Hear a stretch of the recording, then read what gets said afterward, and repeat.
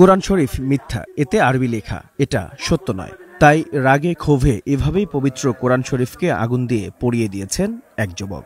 এতেই ক্ষান্ত হননি, দিচ্ছেন একের পর এক লাথি আর অশ্লীল ভাষায় গালাগালি করছেন।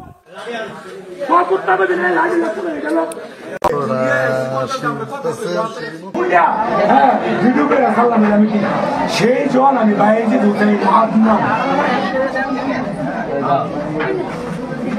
মিথ্যাকে মিথ্যা রূপান্তরিত করার কারিগর, সত্য বলার প্রভাষক একটাই, হুকুম নম্বর মোহাম্মদ বাইজিদ হুসাইন হাসান। তার সাথে কত মানুষের নাম জড়ানো, সবার সবার সবার।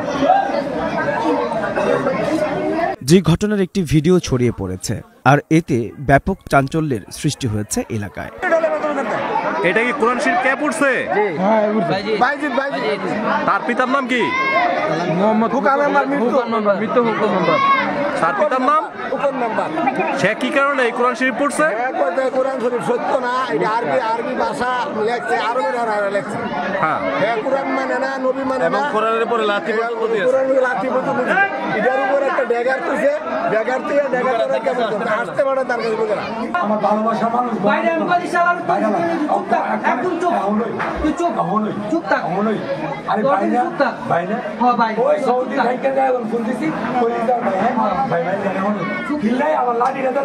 আমি গোসল করি, ফ্রেশ আমি বাইরে ফ্যান থেকে জ্বালাইতে পারি, আমি গান যাবো অনেক হয়েছে তো, আমি ফ্রেশ হবো, ড্রেস আপ চেঞ্জ করবো।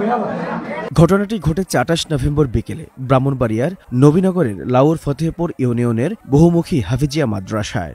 এই যুবকের নাম বাইজিদ। সে লাউর ফতেহপুর ইউনিয়ন বাড়িখোলা গ্রামের বাসিন্দা খোকন মেম্বারের ছেলে। এই লাঠির ভিতরে কি আছে? ছুরি। ভিতরে ভাই এটা আমার পরিচিতি, এটার মাধ্যমে খোকন মেম্বার বাইজিদের নাম পরিচিত হইব। কোরআন মিথ্যা, কোরআন মিথ্যা, এর বানানো হাদিস, এটা সত্য না।